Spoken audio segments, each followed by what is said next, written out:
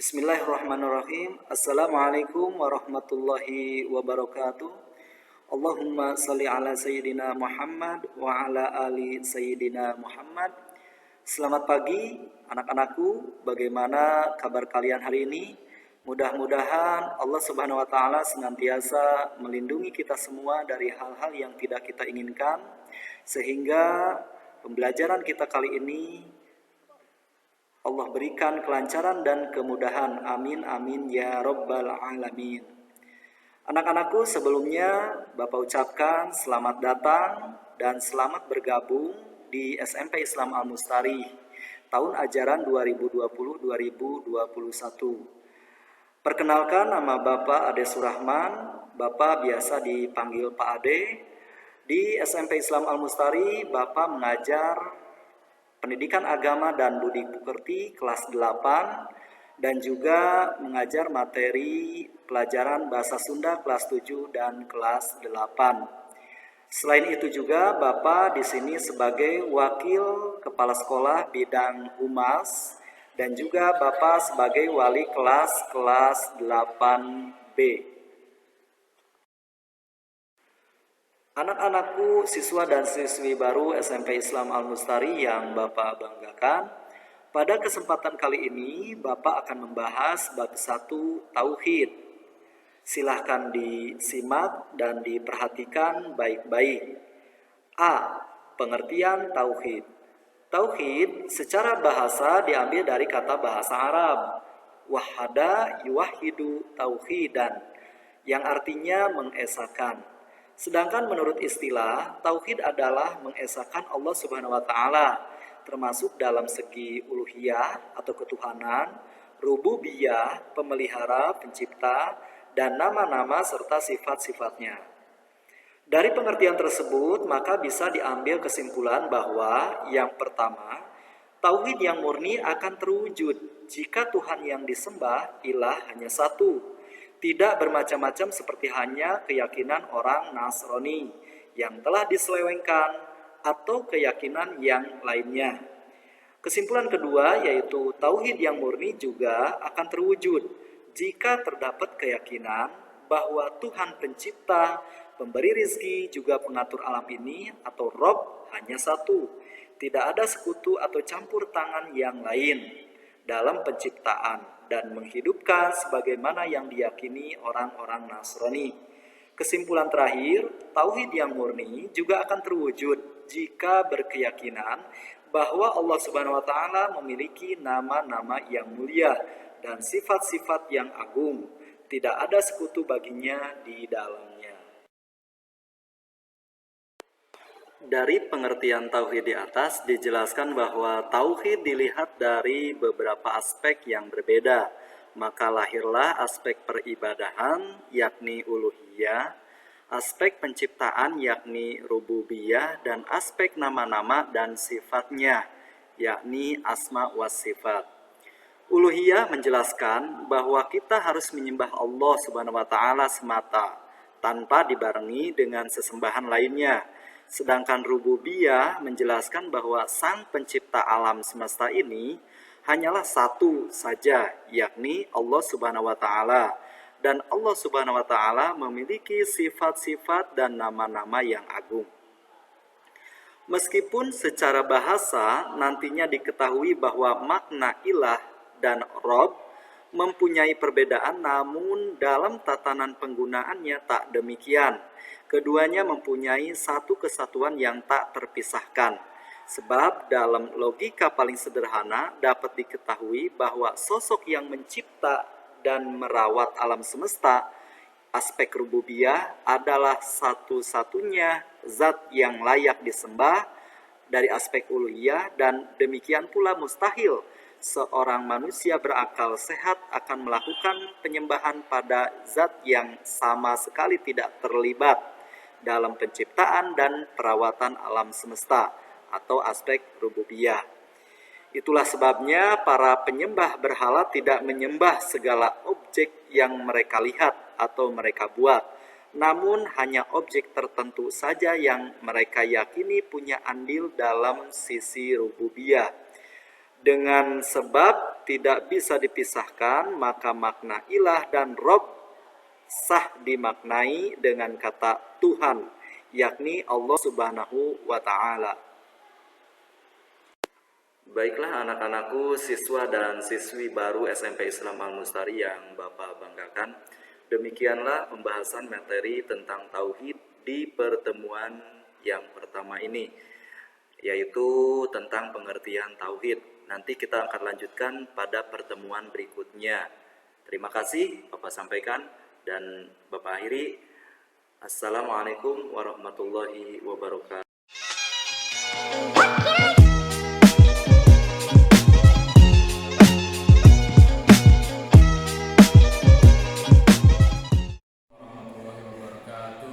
Gimana kabarnya anak-anak? Bertemu kembali dengan Bapak Nur Hasan. Kali ini Bapak bukan mau menyampaikan materi PAI atau bahasa Arab, tapi kali ini Bapak akan menyampaikan materi yang berhubungan dengan program Tadapi, yaitu Al-Quran.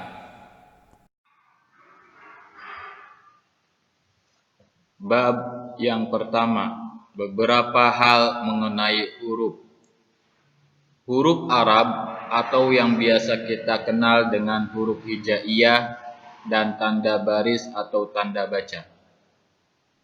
Huruf hijaiyah dan cara membacanya penting untuk dikenali dan dipelajari, sebab umat Islam sangat membutuhkannya dalam membaca Al-Quran.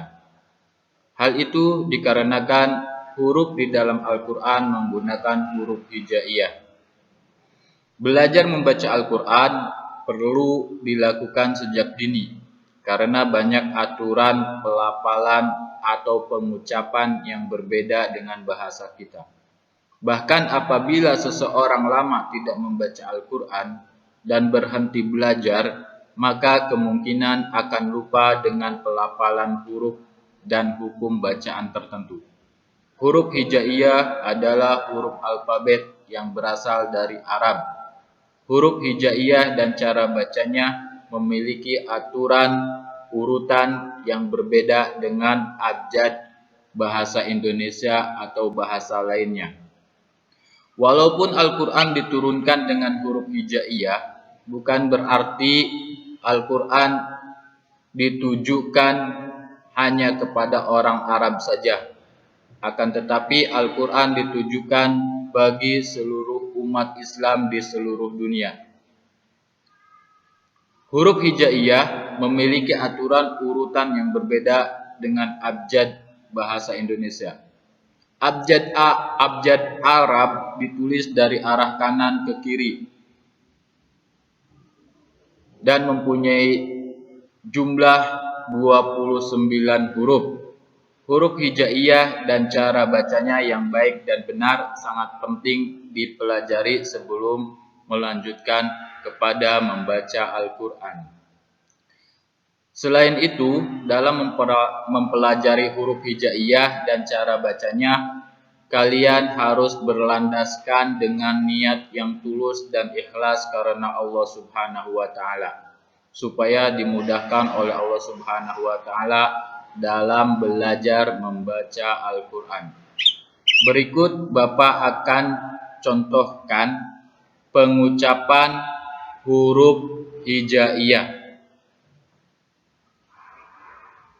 Alif, ba, ta, sa, jim, ha, kha, dal, zal, ro, zai, sin, shin, son, dod, to, zo, ain, ghain, fa, qaf.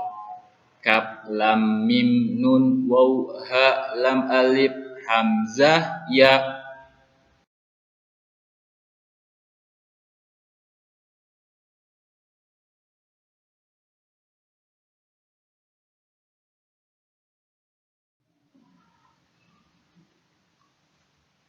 Keterangan tentang 4 huruf terakhir, yaitu lam alif, hamzah, ta marbutoh, dan alif maksurah. Huruf lam alif merupakan kombinasi 2 huruf, yaitu huruf lam dan huruf alif. Makanya dalam jumlah huruf hijaiyah, huruf lam alif tidak dimasukkan ke dalam hitungan, karena huruf lam alif merupakan gabungan dua huruf yaitu lam dan alif, sedangkan huruf lam itu sudah ada dan huruf alif itu sudah ada. Kemudian huruf yang berikutnya yaitu huruf hamzah. Huruf hamzah biasanya ditulis dengan berdiri sendiri, yaitu tanpa ditambahkan kepada huruf lain seperti kalian lihat. Atau biasanya ditulis di atas atau di bawah huruf alif. Contoh bisa kalian lihat. Huruf hamzah yang ditulis di atas alif biasanya berharokat fathah, maka dibaca a. Sedangkan huruf hamzah yang ditulis di bawah alif biasanya berharokat kasroh, maka dibaca i. Kemudian huruf hamzah juga biasanya ditulis di atas huruf ya tanpa dua titik di bawahnya. Atau seperti yang kalian lihat, huruf ya tanpa dua titik. Contohnya bisa kalian lihat. Huruf hamzah yang ditulis di atas huruf ya tanpa dua titik di bawahnya biasanya berharokat kasroh, maka dibaca i. Kemudian huruf hamzah juga biasanya ditulis di atas huruf wawu. Contoh, kalian lihat contohnya. Huruf hamzah yang ditulis di atas huruf wawu biasanya berharokat dhammah, maka dibaca u. Kemudian huruf yang berikutnya yaitu huruf ta marbutoh. Huruf ta marbutoh hanya muncul di akhir kata. Jika membaca berhenti pada kata itu, maka huruf tersebut dibaca seperti huruf H. Jika membaca tidak berhenti pada kata itu, maka huruf tersebut dibaca seperti huruf ta. Contoh dalam surat Al-Isra ayat 39 di bawah ini. Kalian perhatikan kalimat minal hikmati. Kalau kalian mau berhenti pada bacaan minal hikmati, maka minal hikmati dibaca minal hikmah. Bapak akan bacakan. Dzalika mimma auha ilaika rabbuka minal hikmah. Kalau mau berhenti di situ. Kalau kalian tidak mau berhenti di situ, maka minal hikmati itu dibaca seperti huruf ta. Minal hikmati. Bapak bacakan. Dzalika mimma auha ilaika rabbuka minal hikmati wa la taj'al ma'allahi ilahan akhar fatulqa fi jahannama maluman madhura. Kemudian huruf berikutnya yaitu huruf ya tanpa dua titik di bawahnya. Huruf ya tanpa dua titik di bawahnya disebut juga dengan huruf alif maksurah, yaitu huruf alif yang ditulis seperti huruf ya namun tanpa dua titik di bawahnya. Huruf ya tanpa dua titik di bawahnya hanya muncul di akhir kata dan berfungsi sebagai tanda baca panjang sebagaimana huruf alif. Juga bisa berfungsi seperti itu. Kalian lihat contoh dalam surat Al-Isra ayat 39 di bawah. Pada kalimat auha. Kalimat auha di situ terdapat huruf ya tanpa dua titik. Berarti huruf H dibaca panjang. Bapak akan bacakan. Dzalika mimma auha. Dzalika mimma auha. Jadi hanya dibaca panjang. Atau pada kalimat fatulqa. Nah, pada kalimat fatulqa di situ terdapat ya tanpa dua titik. Maka huruf qaf yang terakhir di huruf qaf dibaca panjang. fatulqa fi jahannama malumam madhura.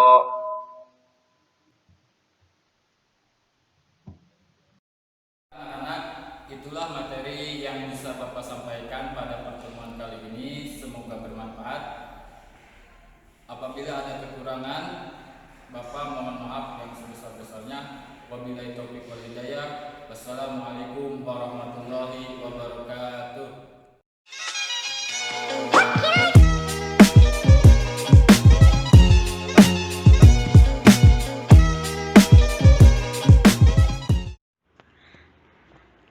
Bismillahirrahmanirrahim. Assalamualaikum warahmatullahi wabarakatuh.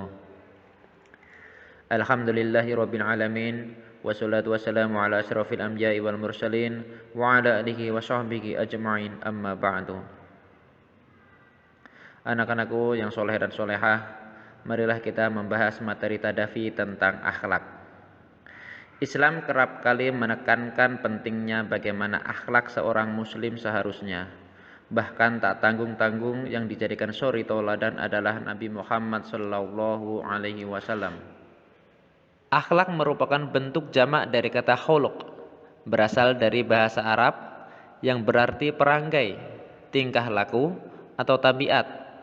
Akhlak dibagi menjadi dua, yaitu akhlak majmumah yang artinya perilaku tercela dan akhlak mahmudah yang artinya perilaku terpuji. Bapak akan membahas salah satu akhlak tersebut, diantaranya adalah akhlak mahmudah. Berikut adalah akhlak mahmudah, diantaranya adalah jujur, amanah, menjaga kesucian, malu, dan berani. Jujur adalah salah satu akhlak yang paling agung dalam Islam. Yang dimaksud dengan jujur yaitu sesuai apa yang diucapkan dengan apa yang ada di dalam hati. Ketika seseorang mengucapkan dengan lisannya, maka hal tersebut sesuai dengan apa yang ada di hatinya.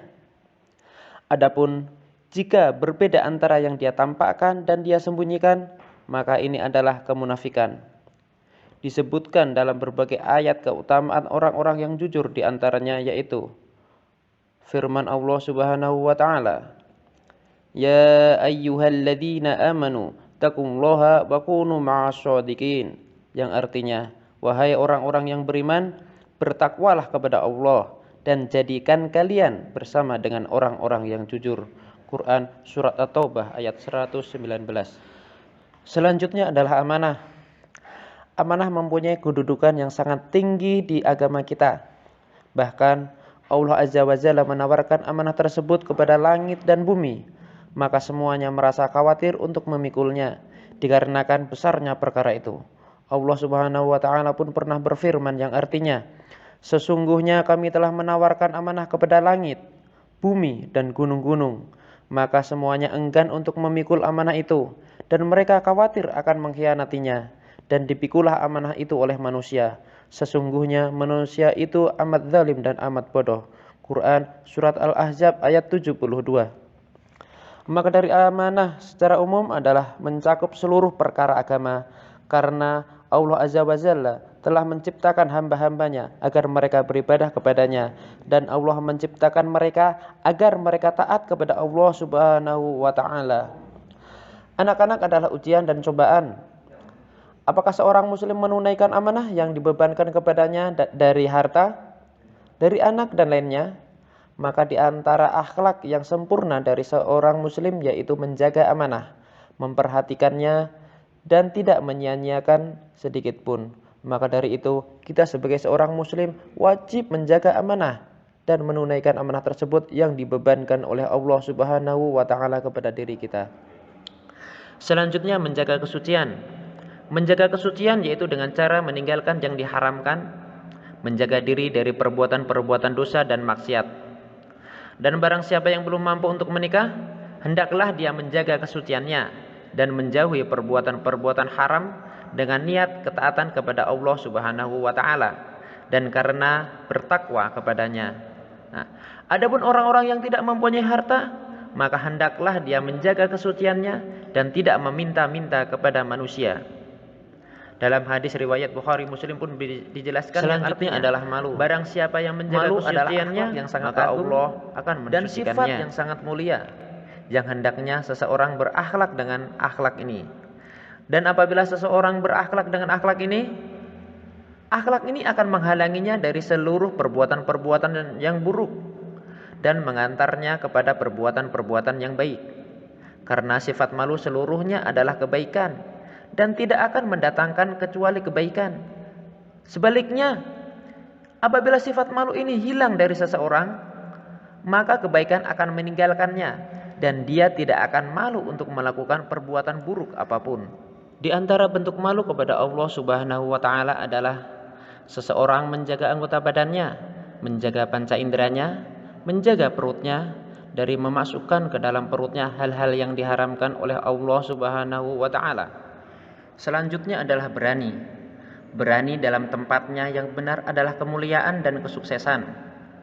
Adapun keberanian yang bukan pada tempatnya, itu adalah sifat ngawur dan kehancuran. Dan keberanian seorang mukmin muncul dari keimanan dan keyakinan kepada Allah Azza wa Jalla, serta kekuatan tawakalnya kepada Allah Tabaraka wa Ta'ala. Dia tidak takut kecuali kepada Allah. Dia tidak meminta kemuliaan kecuali pada Allah Subhanahu wa taala. Nabi Muhammad SAW pun pernah bersabda yang artinya, bukanlah orang kuat adalah orang yang kuat dalam bergulat, akan tetapi orang kuat adalah yang mampu menahan dirinya ketika marah. Hadis riwayat Bukhari dan Muslim. Hormat atau berbakti kepada kedua orang tua atau disebut juga dengan birrul walidain adalah sikap menghargai, takzim, khidmat, dan patuh kepada kedua orang tua. Ada beberapa adab terhadap kedua orang tua kita, di antaranya adalah mematuhi nasihat dan perintah orang tua dalam hal kebaikan. Perintah orang tua harus kita patuhi selama tidak bertentangan dengan syariat. Adapun apabila orang tua memerintahkan untuk melakukan hal-hal yang bertentangan dengan Islam, maka anak tersebut tidak boleh mematuhinya. Adab terhadap kedua orang tua yang nomor 2 yaitu mendoakan kedua orang tua dengan kebaikan dan ampunan. Mendoakan kedua orang tua, baik itu doa kebaikan atau doa ampunan, merupakan salah satu bentuk hormat dan bakti anak kepada kedua orang tua, dan akan menjadi amal baik bagi mereka meskipun sudah meninggal dunia. Bahkan Rasulullah SAW pun pernah bersabda yang artinya, apabila manusia meninggal dunia, maka terputuslah amalnya kecuali 3 perkara, yaitu sedekah jariah, ilmu yang bermanfaat, anak yang soleh dan mendoakannya. Hadis riwayat Muslim.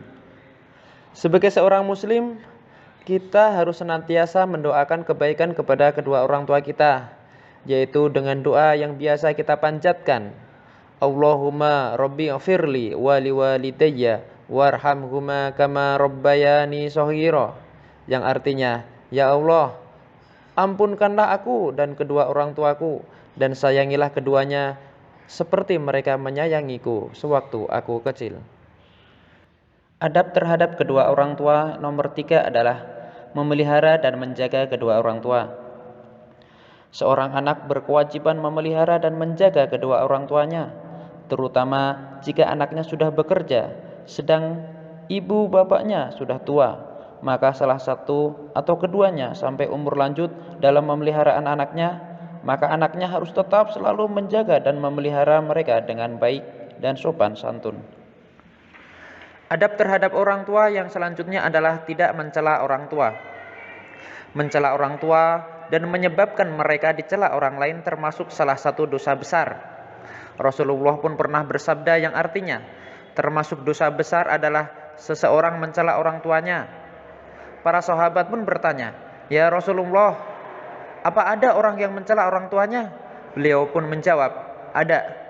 Ia mencela ayah orang lain, kemudian orang itu membalas mencela ayahnya. Dan ia mencela ibu orang itu, lalu orang itu membalas mencela ibunya. Hadis riwayat Bukhari dan Muslim. Anak-anakku sekalian, di zaman sekarang banyak sekali anak-anak yang membalas dengan canda tawa mencela kedua orang tua dari teman-temannya. Maka dari itu, kita sebagai seorang muslim tidak dianjurkan untuk mencela atau saling mencela satu sama lain. Adab terhadap orang tua yang terakhir adalah berbakti kepada orang tua ketika masih hidup maupun setelah meninggal dunia. Bahkan Rasulullah Shallallahu Alaihi Wasallam pun pernah bersabda yang artinya, datang seorang laki-laki kepada Nabi Muhammad Shallallahu Alaihi Wasallam lalu meminta izin untuk ikut berjihad. Maka beliau pun bertanya, apakah kedua orang tuamu masih hidup? Laki-laki itu pun menjawab, ya. Maka beliau pun berkata, kepada keduanya lah kamu berjihad atau berbakti. Hadis riwayat Muslim. Demikianlah pembahasan tadafi dari materi akhlak mahmudah. Insya Allah kita bertemu lagi di minggu yang akan datang tentang materi selanjutnya, menutup aurat. Dari Bapak cukup sekian. Wabillahi taufiq wal hidayah. Wassalamualaikum warahmatullahi wabarakatuh.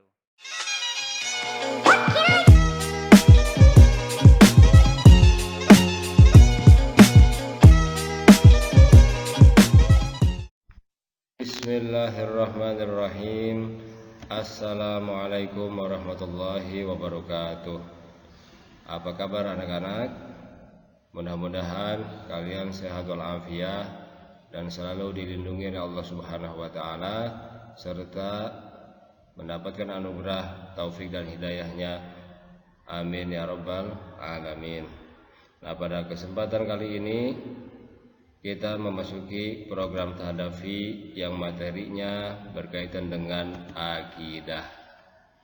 Sebelum masuk kepada materi, alangkah baiknya kita berdoa kepada Allah Subhanahu wa taala, meminta kepadanya agar ilmu yang kita dapatkan bisa kita amalkan dalam kehidupan sehari-hari, terutama tentang akidah ini. Mudah-mudahan bisa kita bawa sampai ke akhir hayat nanti. Amin ya rabbal alamin.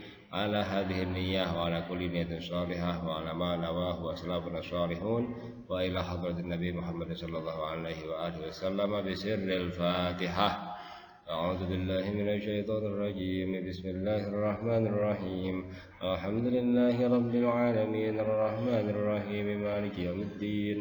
إياك نعبد وإياك نستعين اهدنا الصراط المستقيم صراط الذين أنعمت عليهم غير المغضوب عليهم ولا الضالين آمين.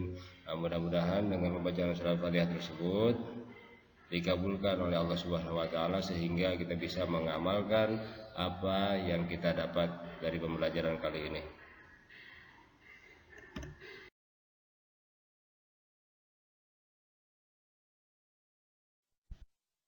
Kita masuk kepada pembahasan bab 1, pengertian akidah. Secara bahasa, akidah berasal dari kata aqada yaqidu aqidatan, yang berarti ikatan atau perjanjian. Secara istilah adalah keyakinan hati atas sesuatu. Kata akidah tersebut dapat digunakan untuk ajaran yang terdapat dalam Islam dan dapat pula digunakan untuk ajaran lain di luar Islam. Sehingga ada istilah akidah Islam, akidah Nasrani, akidah Yahudi, dan akidah-akidah yang lainnya. Dengan begitu kita juga bisa simpulkan ada akidah yang benar atau lurus dan ada akidah yang sesat atau salah.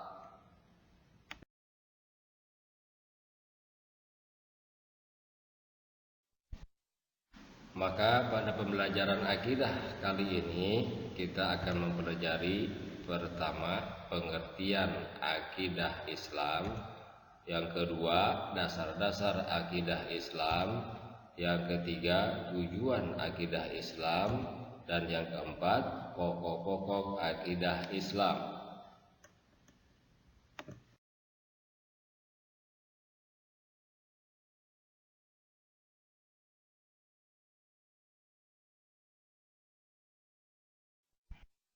Yang pertama, pengertian akidah Islam. Sebagaimana tadi telah disebutkan bahwa akidah ada yang secara bahasa dan ada pula yang secara istilah. Maka dalam pengertian akidah Islam ini juga disimpulkan bahwa akidah Islam atau akidah al-Islamiyah bisa diartikan sebagai pokok-pokok kepercayaan yang harus diyakini kebenarannya oleh setiap orang yang mengaku dirinya beragama Islam atau Muslim. Berbicara tentang akidah, yang paling pertama dan utama adalah konsep ketuhanan. Baru kemudian konsep-konsep akidah yang lainnya yang sesuai dengan keinginan Allah itu sendiri melalui firman-firman-Nya dalam Al-Quran dan hadis-hadis Nabi-Nya. Ketika seseorang berakidah Islam, maka pondasi awal untuk membangun akidah atau keyakinannya adalah keyakinan terhadap Allah sebagai Tuhan yang wajib disembah, Maha Esa, pencipta dan pengatur alam semesta, dan zat gaib yang merupakan sumber dari segala hal, termasuk juga kewajiban menjalankan aturan-aturannya dalam segala aspek kehidupan, baik yang berhubungan dengan ibadah ataupun muamalah yang erat hubungannya dengan interaksi dengan sesama makhluk. Oleh karenanya, misi pertama yang diemban oleh setiap Rasul untuk disampaikan kepada umat manusia adalah konsep ketuhanan ini. Sebagaimana firman Allah Subhanahu wa taala dalam Quran surat An-Nahl ayat 36. Wa a'udzu billahi minasyaitonir rajim. Bismillahirrahmanirrahim. Wa laqad ba'atsna fi kulli ummatin rasulan an i'budullaha wajtanibut taghut. Faminhum man hadallahu wa minhum man haqqat 'alaihi ad-dhalalah. Fasiru fil ardi fa'udhuru kaifa kana 'aqibatul mukadzibin. Yang artinya, dan sesungguhnya kami telah mengutus Rasul pada tiap-tiap umat untuk menyerukan, sembahlah Allah saja dan jauhilah taghut itu. Maka di antara umat itu ada yang orang-orang yang diberi petunjuk oleh Allah, dan ada pula di antaranya orang-orang yang telah pasti kesesatan baginya. Maka berjalanlah kamu di muka bumi dan perhatikanlah bagaimana kesudahan orang-orang yang mendustakan rasul-rasul. Al-Quran surat An-Nahl ayat 36.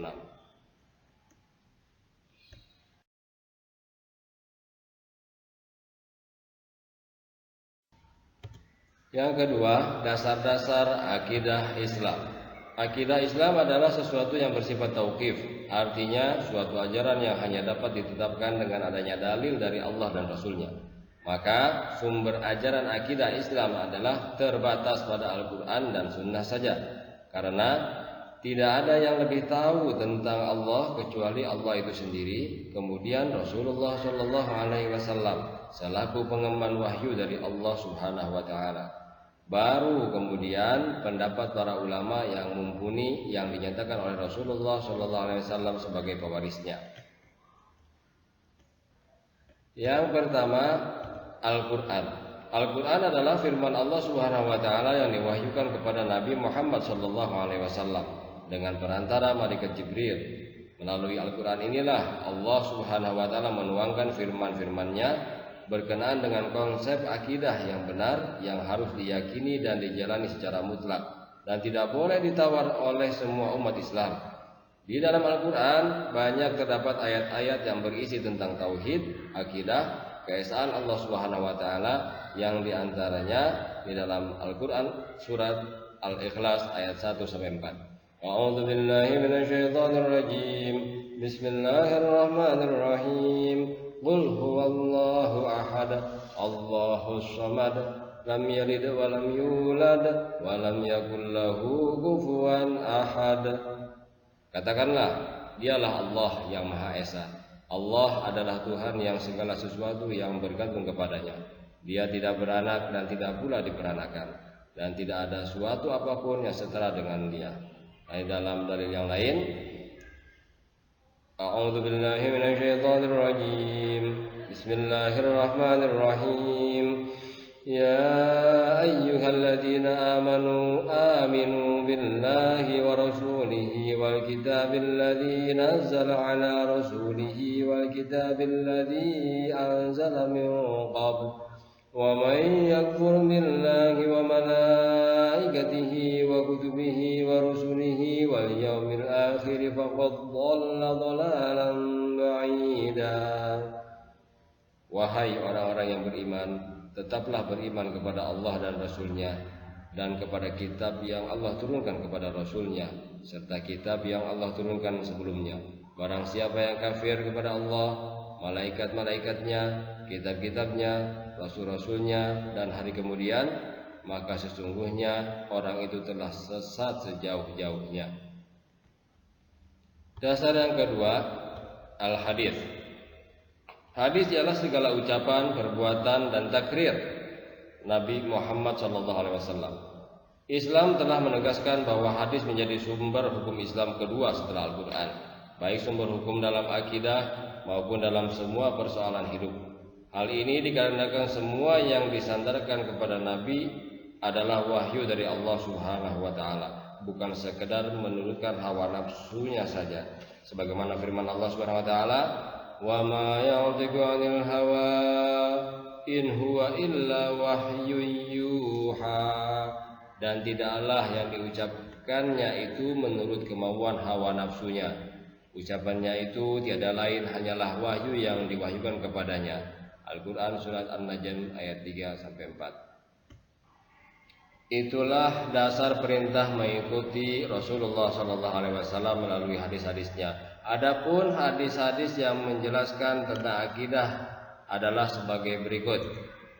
An Abi Hurairah radhiyallahu anhu qala kana an-nabiy sallallahu alaihi wasallam barizan yawman lin-nasi fa atahu Jibril wa qala mal iman qala al-imanu an tu'mina billahi wa malaikatihi wa kutubihi wa biliqaihi wa rusulihi wa tu'mina bil ba'th.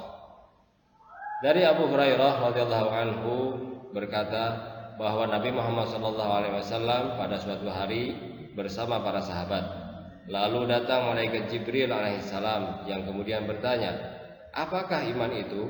Nabi Muhammad SAW menjawab, iman adalah kamu beriman kepada Allah dan malaikat-malaikatnya dan kitab-kitabnya dan pertemuan dengannya dan kepada hari kebangkitan. Hadis riwayat Imam Bukhari. Kesimpulannya adalah sumber ajaran akidah Islam terbatas pada Al-Quran atau firman Allah dan sunnah atau hadis Nabi Muhammad SAW. Baru kemudian pendapat para ulama yang dinyatakan sebagai pewaris para nabi. Sekian untuk materi kali ini yang akan kita lanjutkan di pertemuan yang akan datang yang selanjutnya. Terima kasih. Assalamualaikum warahmatullahi wabarakatuh.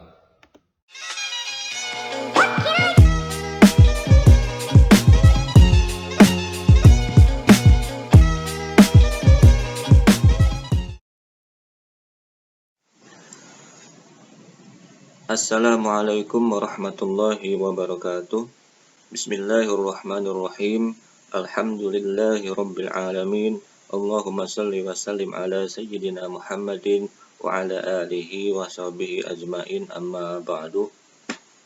Anak-anakku sekalian, siswa-siswi SMP Islam Al-Mustari yang Bapak banggakan, pada kesempatan ini materi tadafi yang akan Bapak bahas yaitu materi tentang fikih. Perlu diketahui bahwa fikih merupakan suatu ilmu yang wajib kita pelajari, yang kegunaannya untuk mengetahui sah dan tidaknya ibadah kita yang kita lakukan. Kalau ibadah kita sah, maka insya Allah ibadah kita diterima oleh Allah Subhanahu wa Ta'ala. Minimal sudah menggugurkan kewajiban kalau ibadah tersebut hukumnya wajib. Sebaliknya, kalau ibadah kita tidak sah, jangankan diterima, menggugurkan kewajiban pun belum. Jadi tetap masih berdosa karena dianggap belum menunaikan kewajiban. Sesuai dengan keterangan ulama, wa kullu man bighairi ilmin ya'malu amaluhu mardudatun la tuqbalu. Setiap orang yang beramal tidak disertai dengan ilmu, maka amalnya ditolak atau tidak diterima. Nah, meskipun fikih banyak cabangnya, diantaranya ada fikih ibadah, fikih muamalah, fikih munakahah, fikih jinayat, namun yang akan kita pelajari di program Tadafi ini hanya dalam cabang fikih ibadah. Jadi, dengan kata lain, fikih ibadah yaitu ilmu yang membahas masalah ibadah kepada Allah sekaligus membahas tata cara ataupun teknis pelaksanaan dari ibadah tersebut, seperti sholat, zakat, puasa, dan lain sebagainya. Jadi dalam beribadah kita tidak bisa seenaknya atau semaunya, tetapi pelaksanaannya harus sesuai dengan ketentuan-ketentuannya. Ada syarat wajibnya, ada syarat sahnya, ada rukunnya, ada pembatalannya, dan lain sebagainya. Yang semuanya itu diatur dalam ilmu fikih. Nah, baik anak-anakku sekalian, simak pembahasan Bapak berikut ini.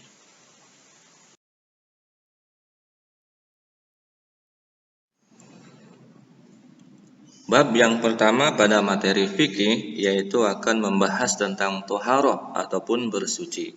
Kita tahu bahwa apabila kita mau melaksanakan sholat, ya, tentunya kan kita wudhu dulu. Nah, tujuan dari wudhu itu apa? Tujuannya yaitu untuk menghilangkan hadas yang ada pada diri kita. Ataupun sebelumnya kita bersuci dulu, mandi dulu umpamanya. Nah, ini juga sama, ya. Apa sebabnya? Sebab di dalam ibadah sholat kita dituntut dalam keadaan suci, baik suci dari hadas ataupun suci dari najis. Nah, dengan demikian apabila seseorang melaksanakan ibadah sholat dalam keadaan hadas umpamanya, ataupun masih ada najis di badannya atau di pakaiannya atau di tempat sholatnya, maka otomatis sholatnya itu menjadi tidak sah. Ya, paham ya? Maka bersuci ini ada dua, ya, dari hadas, dari najis. Bersuci dari hadas dan bersuci dari najis. Sedangkan hadas terbagi dua, ada hadas kecil, ada hadas besar, ya, tergantung dari penyebabnya. Nanti insya Allah akan dibahas penyebabnya, kecil besarnya nanti. Kemudian najis juga masih terbagi tiga. Yang pertama ada najis mukhaffafah, najis yang diringankan. Yang kedua ada najis mughalladhah, najis yang diberatkan. Ada najis mutawassithah, najis pertengahan. Ya, maksudnya pertengahan ini berarti antara mukhaffafah dan mughalladhah. Kemudian apabila kita mempunyai hadas kecil, maka cara bersucinya yaitu dengan berwudu. Apabila hadasnya besar, maka bersucinya dengan mandi wajib. Apabila kita terkena najis mukhaffafah, maka cara bersucinya yaitu cukup memperciki air ke tempat ataupun ke daerah yang terkena najis tersebut. Ya, cukup memperciki air. Kemudian apabila najisnya termasuk najis mughalladhah, najis yang diberatkan, maka ini cara mensucikannya juga berat, ya. Apa? Dengan membasuh sebanyak 7 kali basuhan, ya. Dan dalam salah satu dari 7 basuhan tersebut harus dicampur menggunakan tanah, harus dicampur dengan tanah. Itu pun juga 7 kali basuhan setelah kita terlebih dahulu menghilangkan benda najisnya. Ya, paham ya? Itu berat sekali kalau mughalladhah. Kemudian cara mensucikan dari najis mutawassithah yaitu membasuh tempat yang terkena najis setelah kita menghilangkan terlebih dahulu wujud dari najis tersebut.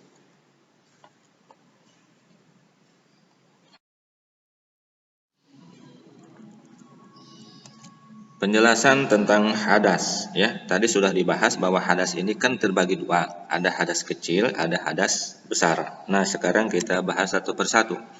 Hadas kecil yaitu keadaan seseorang dianggap tidak suci menurut syara, menurut agama, karena sebab-sebabnya bisa dilihat ada 4. Yang pertama, ada sesuatu yang keluar dari kubul atau dubur. Ya, biasanya BAK ataupun BAB. Kemudian sebab yang kedua adalah hilang akal, baik dengan sebab tidur ataupun pingsan umpamanya. Kemudian sebab-sebabnya yaitu persentuhan kulit dengan lawan jenis yang bukan mahram, dua-duanya pada dewasa, dua-duanya maksudnya udah pada gede.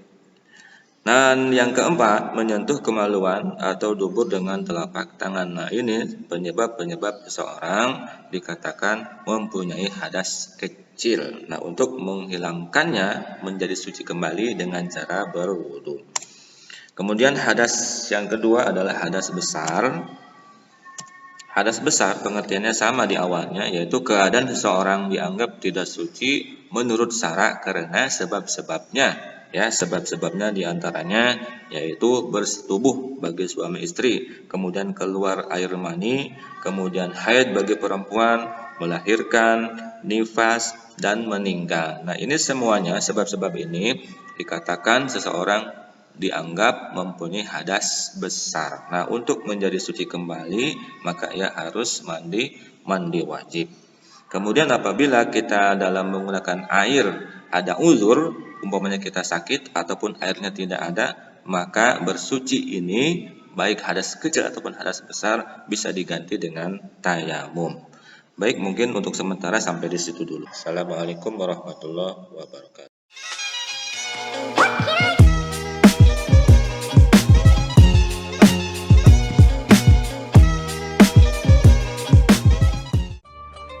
Doa sebelum tidur. Bismillahirrahmanirrahim. Bismika Allahumma ahya wa bismika amut. Artinya, dengan menyebut namamu ya Allah, aku hidup. Dan dengan menyebut namamu, aku mati. Doa bangun tidur. Bismillahirrahmanirrahim.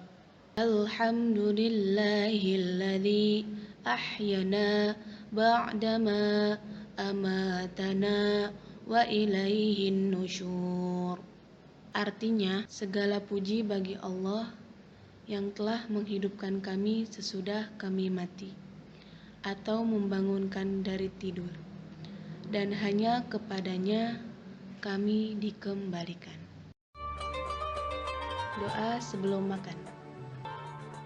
Bismillahirrahmanirrahim. Allahumma barik lana fima razaqtana wa qina adzabannar. Artinya, ya Allah, berkahilah kami dalam rezeki yang telah Engkau berikan kepada kami, dan peliharalah kami dari siksa api neraka. Doa sudah makan. Bismillahirrahmanirrahim. Alhamdulillahilladzi at'amana wa saqana wa ja'alana muslimin. Artinya, segala puji bagi Allah yang telah memberi makan kami dan minuman kami, serta menjadikan kami sebagai orang-orang Islam.